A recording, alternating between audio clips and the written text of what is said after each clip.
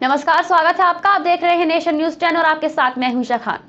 चलिए शुरुआत करेंगे बुलेटिन की बड़ी खबर के साथ। एसएसपी सहारनपुर डॉक्टर विपिन ताड़ा के निर्देशन पर चेकिंग अभियान के दौरान जालसाज 2 कबाड़ियों को गिरफ्तार करने में सफलता हासिल की है। एसएसपी डॉक्टर विपिन ताड़ा ने जानकारी देते हुए बताया कि वसीम और सतीश नाम के 2 कबाड़ियों को गिरफ्तार किया गया है। पूछताछ में बताया कि ये फर्जी तरीके से फर्म बनाकर कबाड़ी का काम करते थे और कबाड़ियों की तरफ से अवैध रूप से खरीदे गए माल को अपनी फर्म पर दिखाकर पैसे का नंबर 1 का काम करते थे, जिसके बदले में ये 4% से लेकर 9% तक पैसे वसूल करते थे।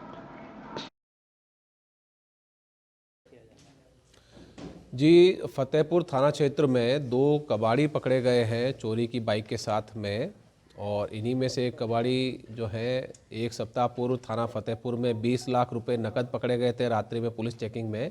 इन्हीं में से एक कबाड़ी का था और दूसरा वो पैसा ले जा रहा था।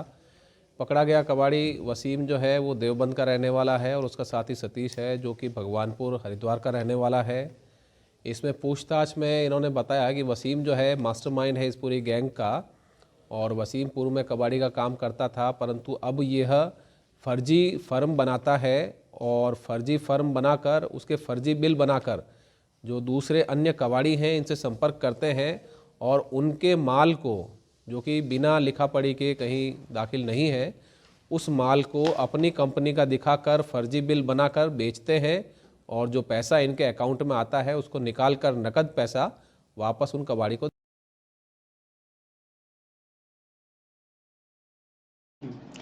वृंदावन के श्री बांके बिहारी मंदिर में बड़ी संख्या में भक्त पहुंचे। मंदिर परिसर में भीड़ के दबाव में किशोरी और महिला बेहोश हो गई। ये देख मंदिर में तैनात स्वास्थ्य कर्मियों ने दोनों को प्राथमिक उपचार दिया। राजभोग आरती के बाद मंदिर के पट खुले तो कतार में खड़े श्रद्धालुओं के सब्र जवाब दे गया। दर्शन का कम समय होने के कारण श्रद्धालु मंदिर की ओर दौड़ पड़े और भीड़ को संभालने में पुलिस और सुरक्षा कर्मियों को खासी मशक्कत करनी पड़ी। मंदिर की गलियों से लेकर मंदिर प्रांगण में श्रद्धालुओं में अफरा तफरी का माहौल बन गया और तभी मंदिर में दर्शन कर बाहर निकलते समय 16 साल की एक बच्ची बेहोश होकर जमीन पर गिर गई। ये देख परिवार लोग घबरा गए।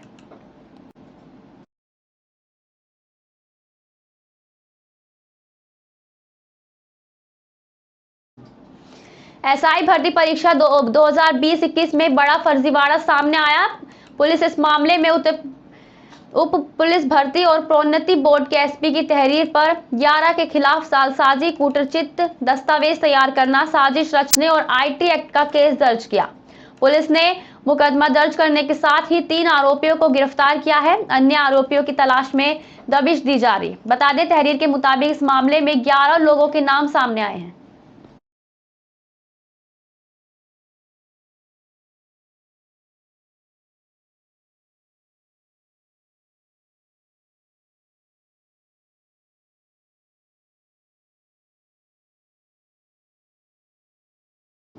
पंजाब सरकार ने सुप्रीम कोर्ट में हल्फनामा दायर करके अपनी आबकारी नीति पर सफाई देते हुए कहा कि ये विभाग अवैध शराब के निर्माताओं और विक्रेताओं के खिलाफ नियमित रूप से अभियान चलाता है।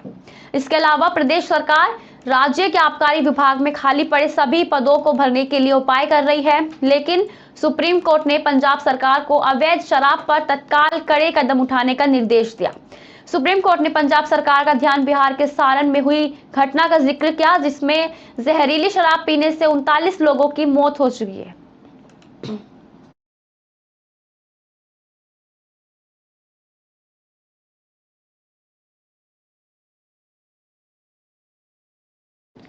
खबर लक्सर से है। हरिद्वार लोकसभा सीट पर भाजपा के दिग्गजों ने चुनावी तैयारी शुरू कर दी है। देहात क्षेत्रों में भी भाजपा नेताओं द्वारा अपने कार्यालय खोलने का सिलसिला शुरू हो गया। पूर्व कैबिनेट मंत्री और भाजपा राष्ट्रीय कार्य समिति सदस्य मदन कौशिक ने अपने कार्यालय का उद्घाटन किया। कौशिक समर्थक भाजपा कार्यकर्ताओं ने कहा कि उनके नेता मदन कौशिका भी लोकसभा चुनाव की तैयारी में जुटे हैं। ठीक जाना है और लक्सर में यहाँ अपने यहाँ भी जो कार्यकर्ता थे इनके यहाँ भी मेरा आना जाना रहता है। इसका कोई अन्यथा कुछ नहीं है, एक सामान्य प्रक्रिया के अंतर्गत ही जैसा मेरा आना रहता है उसमें है।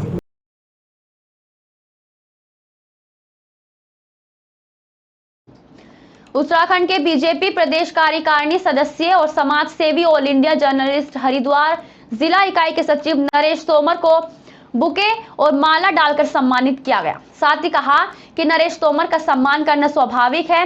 जिस तरह 36 घंटे पहले से एक 8 महीने के बच्चे का अपहरण हुआ था, जिसमें पुलिस चारों तरफ तलाश कर रही थी, लेकिन पुलिस के हाथ खाली थे, वहीं पत्रकार नरेश तोमर के सूत्र और उनकी सूझबूझ से 8 महीने के बच्चे को बरामद करने में, इस गिरोह का पर्दाफाश करने में पुलिस की सहायता की। डीआईजी गढ़वाल ने भी पत्रकार नरेश तोमर को हार्दिक बधाई दी। उन्होंने ये भी कहा कि एक पत्रकार की नैतिक जिम्मेदारी बनती है कि पत्रकारिता के साथ साथ वे समाज हित में भी अन्य कार्य करें। सच्ची और नेक पत्रकारिता नरेश तोमर ने करके दिखाती है। भाई नरेश तोमर जी ने तत्परता दिखाते हुए एक बहुत छोटा बच्चा जिसको कि उसके घर से उठा लिया गया था षड्यंत्र पूर्वक, और पुलिस प्रशासन द्वारा सभी के द्वारा बड़ी भागादौड़ी हो रही थी। उसके माँ बाप बहुत परेशान थे, और नरेश जी ने जिस तरह से तत्परता दिखाते हुए खुद इस चीज का संज्ञान लिया, उसके बाद खुद ये वहां तक पहुंचे और इन्होंने महिलाओं से बात कर उस बच्चे को पकड़ाने में बहुत एक कहते हैं कि महती भूमिका निभाई। तो ये आज विकासनगर नगर पालिका सभागार में आए पिछड़ा वर्ग समुदाय के लोगों के लिए जन सुनवाई कार्यक्रम का आयोजन किया गया। इस जन सुनवाई कार्यक्रम में विकासनगर नगर पालिका अध्यक्ष शांति जुवाटा समेत सभासदों ने भाग लिया। सरकार के द्वारा यह कार्यक्रम विशेष रूप से ओबीसी वर्ग के लिए कराया गया था। जिन क्षेत्रों में ओबीसी के वर्ग ज्यादा पाए जा रहे हैं, उस जगह पर सरकार मानकों के आधार पर ओबीसी आरक्षण करा रही है। आयोग का पूरे राज्य में इस प्रकार के कार्यक्रम कराकर ओबीसी का सर्वे हो रहा है। विकासनगर सभागार में इस कार्यक्रम में जनप्रतिनिधि और नगर वासी भी पहुंचे, अपनी जन समस्याएं बताई। उन समस्याओं का निस्तारण भी आयोग के द्वारा करने का भरोसा दिलाया गया।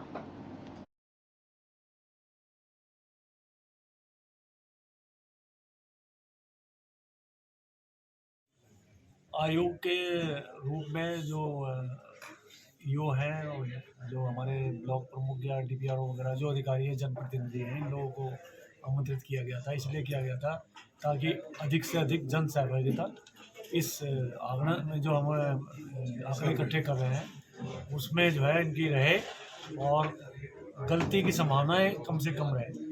और हमने अधिकारियों को कहा भी है कि हम यदि रैंडम सर्वे करेंगे, उसमें यदि कोई गलत चीज़ पाई जाती है उसके संबंध में हम फिर कार्रवाई करने के लिए भी सक्षम होगा, क्योंकि हमको जो है गहन अनुभवजन्य आंकड़े जितने हैं उसी के आधार पर पॉलिटिकल आरक्षण निर्धारित किया जा रहा है। राज्य सरकार जो जन सुनवाई कार्यक्रम है, ये ओबीसी के आरक्षण का जो स्थानीय निकाय हैं, चाहे वो नगर पालिका है, चाहे महानगर पालिका है या पंचायतें हैं, उसके आरक्षण का निर्धारण करना है आयोग को। माननीय उच्चतम न्यायालय के जो जजमेंट्स आए हैं उसके आधार पर ओबीसी का पिछड़ापन देखते हुए पॉलिटिकल पिछड़ापन का निर्धारण करना है। इसका इसलिए सर्वे कराया जा रहा है, लोगों को जानकारी दी जा रही है।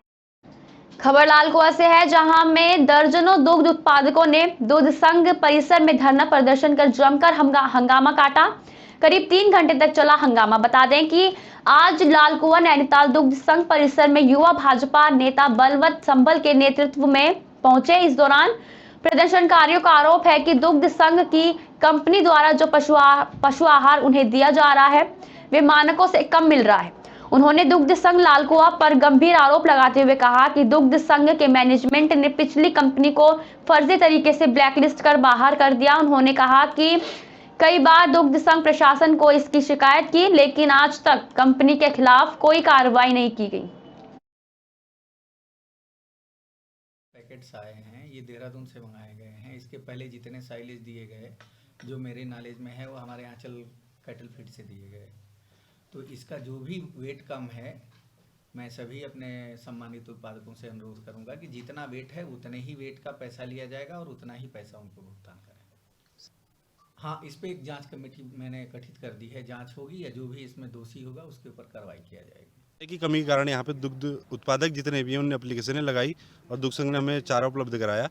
और हम पिछले 2 वर्षों से यहाँ से चारा सैलेज के रूप में हमारे पास आ रहा है, और इसमें अभी हमने इसकी तोल की तो इसमें घटतौली पाई गई। इसके संबंध में हमने दुग्ध संघ पे कम से कम 2 घंटा इंतजार किया। उसके बाद जीएम साहब बड़ी रिक्वेस्ट के बाद पहुँचे हैं तो उनने हमारे विषय को सुना और उनने बोला कि हमने बोला पैकेट चेक कर लीजिए एक बार, जिसमें 98 kg वेट लिखा है, उस पर कम से कम 10 से 12 kg कम पाया जा रहा है। और हमने जीएम साहब से बोला कि जब इसको चेक कीजिए, तो बोले हमें सब पता है और उस ठेकेदार को ब्लैक लिस्ट करेंगे। ग्राम पीपलकोटा का शासकीय अस्पताल मूलभूत स्वास्थ्य संबंधित सेवाओं से भी वंचित है। अस्पताल के चारों ओर मंडरा रही गंदगी और असामाजिक तत्वों का जमावड़ा कहीं न कहीं प्रशासनिक व्यवस्थाओं को चुनौती दे रहा है। अस्पताल में फर्नीचर सहित कई अवस्थाएं देखने को मिली। सप्ताह में एक बार एएनएम का आ जाती है और दिनों में ताला लगा हुआ रहता है। प्रसव पीड़ित महिलाओं को की जिला अस्पताल या सतवास रेफर कर दिया जाता है। कन्नौज के ग्राम पीपलकोटा में इस समय आप देख रहे हैं ये उप स्वास्थ्य केंद्र, जो बहुत ही बुरी स्थिति में, यहाँ पे डॉक्टर का अता पता नहीं है। कई बार शासन प्रशासन को, स्वास्थ्य मंत्री जी को, यहाँ तक कि सांसद महोदय तक को हमने यहाँ से ज्ञापन दिया है कि हमारे गांव में डॉक्टर की व्यवस्था की जाए, परंतु अभी तक कोई भी इसका निराकरण नहीं लगा है। लगभग 10 से 12 साल से यहाँ पे कोई भी डॉक्टर नहीं आया है। यहाँ आसपास 10 से 15 गाँव लगते हैं इस गाँव से, जहाँ से सारे लोग इस गांव से जुड़े हुए हैं, लेकिन यहाँ पे स्वास्थ्य सेवाएं पूरी तरह से बदहाल है। हम शासन प्रशासन से सभी पीपलकोटा के ग्रामीण जन मांग करते हैं कि पीपलकोटा में डॉक्टर की व्यवस्था की जाए। जिले के प्रभारी मंत्री और मध्य प्रदेश सरकार के खनिज मंत्री विजेंद्र प्रताप सिंह अपने 2 दिवसीय दौरे पर सिंगरौली पहुंचे, जहां उन्होंने नवगठित बरगना नगर परिषद के अध्यक्ष उपाध्यक्ष के शपथ ग्रहण समारोह में हिस्सा लिया। वहीं कलेक्ट्रेट सभागार में कई विभागों की समीक्षा बैठक में शामिल हुए। बिजली, पानी, प्रदूषण और जिले में चल रहे विकास कार्यों की समीक्षा बैठक के दौरान प्रभारी मंत्री ने सभी विभाग प्रमुखों को एक मास्टर प्लान के तहत कार्य करने के निर्देश दिए। साथ ही नल जल योजना के धीरे चल रहे कार्य में तेजी लाने के निर्देश दिए। अभी कुल मिला के स्टोर तो अभी नहीं चेंज हो रहा है, लेकिन हमारे यहाँ पे अभी ट्रांसफार्मर की कमी नहीं है। जल निगम की योजना से कितनी संतुष्टि मानते हैं समीक्षा के बाद? अभी मार्च 24 तक इन लोगों ने जल जीवन मिशन को कार्य को पूरा करने की बात कही है। उसमें से कुछ काम हमारे प्रगति पे हैं, कुछ अभी उसका सोर्सेज वगैरह को के कारण प्रॉब्लम गई है, तो इसलिए थोड़ा डिले हुआ है। लेकिन उसकी आज हमने समीक्षा भी की है और उसको 3 दिन बाद फिर से उसकी समीक्षा हमारे कलेक्टर साहब भी और हमारे जनप्रतिनिधि, हमारे विधायक वगैरह भी, और उसमें डिटेल में उसमें जाएंगे, उसके डिजाइनिंग को लेके और उसके वर्क को लेके। जीवाजीपुर स्थित वेदांत आश्रम में 4 दिसंबर से शुरू हुई वही श्री लक्ष्मी नारायण महायज्ञ की पूर्णाहुति समापन विशाल भंडारे का भी आयोजन किया गया। आश्रम के संत हरिहर दास की महंताई के साथ आयोजन का भव्य समापन हुआ। वेदांत आश्रम में चल रही 11 दिवसीय श्री राम कथा के दौरान संत समागम का आयोजन कमलदास वेदांती महाराज के मार्गदर्शन में संपन्न हुआ, जिसमें देश के अनेक विख्यात साधु समाज के संत उपस्थित हुए।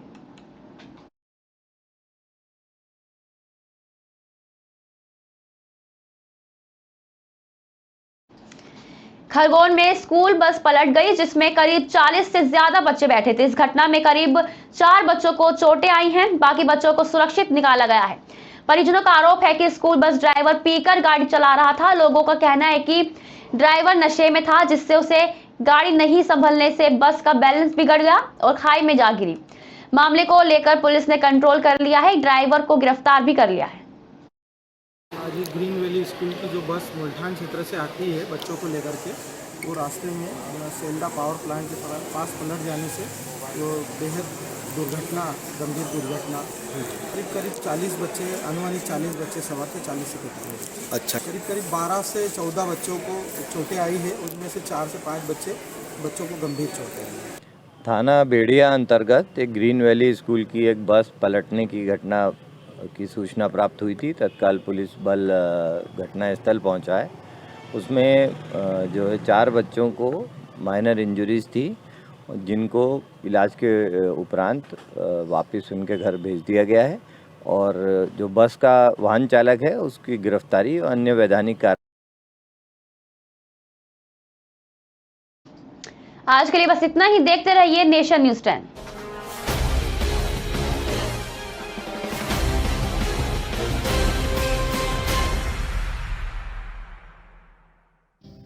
तुलसी स्किन के दाग